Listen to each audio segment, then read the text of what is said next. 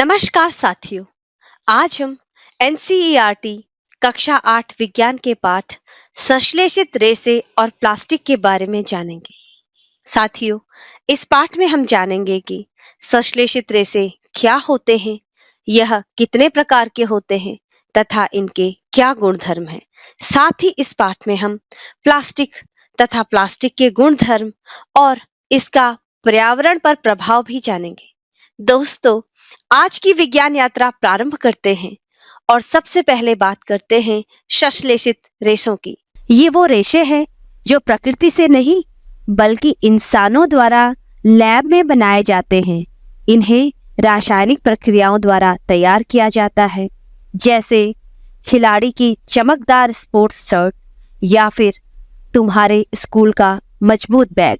ये सब संश्लेषित रेशों से ही बनते हैं। चलो अब जानते हैं संश्लेषित रेशे कितने प्रकार के हैं। सबसे पहले बात करते हैं नायलॉन की। यह सुपर मजबूत होता है। रस्सियां, पैरासूट और यहाँ तक कि मछली पकड़ने के जाल भी इससे बनते हैं। दूसरे नंबर पर आता है पॉलिस्टर। ये रिंकल फ्री कपड़ों का राजा है। तुम्हारी टी शर्ट या पर्दे शायद इसी के बने हैं। तीसरा प्रकार है एक्रेलिक। ये ऊन जैसा मुलायम होता है लेकिन सस्ता और टिकाऊ रहता है। स्वेटर और कंबल के लिए यह बेस्ट है। चौथे प्रकार का रेशा रेयॉन कहलाता है। इसे कृत्रिम सिल्क भी कहते हैं। यह चमकदार सॉफ्ट कपड़ों के लिए सुपर हिट होता है। अब जानते हैं संश्लेषित रेशों के गुणधर्म। इन रेशों की सुपर पावर की बात करते हैं। सबसे पहले यह बहुत मजबूत होते हैं, आसानी से टूटते नहीं हैं। नायलॉन तो स्टील से भी टक्कर ले सकता है। यह हल्के और टिकाऊ है। ये रेशे बहुत हल्के हैं लेकिन लंबे समय तक चलते हैं। पानी सोखते नहीं हैं, इसलिए बारिश में भीगने पर जल्दी सूख जाते हैं। और ये रेशे सस्ते और आसानी से उपलब्ध रहते हैं। प्राकृतिक रेशों की तुलना में ये काफ़ी सस्ते हैं। लेकिन सावधान, इन रेशों को आग से दूर रखना होता है क्योंकि ये रेशे बहुत जल्दी आग पकड़ लेते हैं। अब बात करते हैं प्लास्टिक की। ये भी इंसानों द्वारा बनाया गया एक सुपर मटेरियल है। हमारे घरों में उपयोग में आने वाली बाल्टियाँ, बोतलें, टिफिन बॉक्स और यहाँ तक कि पेन, हर जगह प्लास्टिक नजर आता है। प्लास्टिक हल्का और मजबूत होता है, इसलिए आसानी से टूटता नहीं। यह जलरोधक है।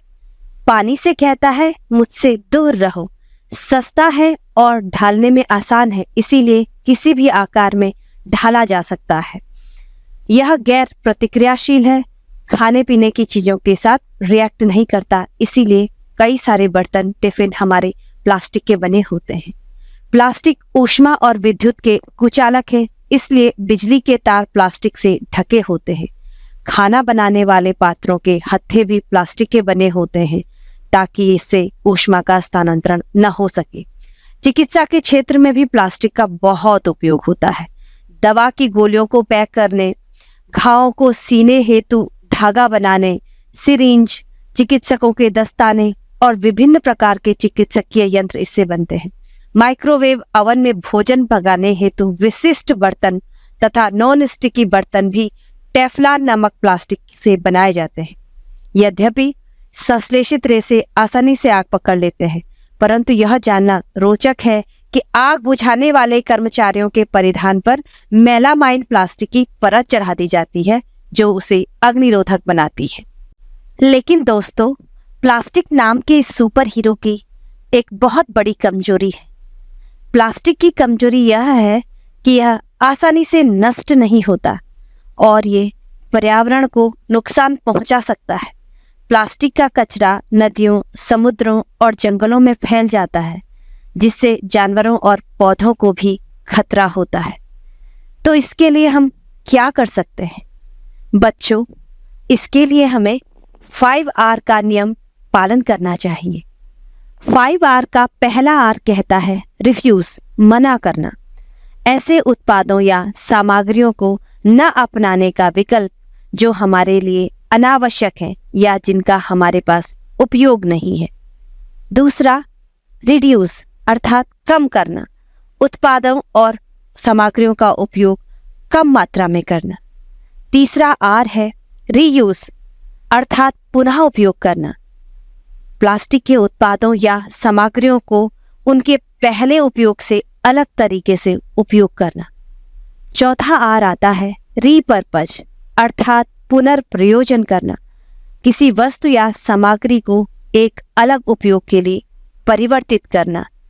और अंतिम आर रिसाइकिल, अर्थात पुनर्चक्रण करना, उपयोग की गई सामग्रियों को फिर से संसाधित करके नए उत्पाद बनाने के लिए उपयोग करना। दोस्तों, नई सोच अपनानी चाहिए, हमें रीथिंक करना चाहिए।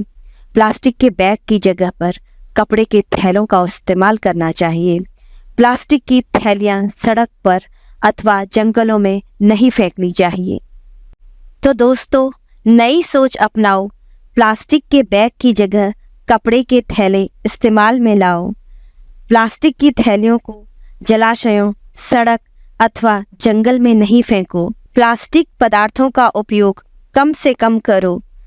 प्लास्टिक के स्थान पर भोजन स्टील के बने डिब्बे में रखो और अपने देश के सार्वजनिक स्थलों को स्वच्छ और प्लास्टिक मुक्त रखो। तो आज हमने देखा कि संश्लेषित रेसे और प्लास्टिक हमारे दैनिक जीवन में कमाल के उपयोगी है, लेकिन हमें इन्हें समझदारी से इस्तेमाल करना है। तो दोस्तों, विज्ञान को अपनाना है और पर्यावरण को बचाना है।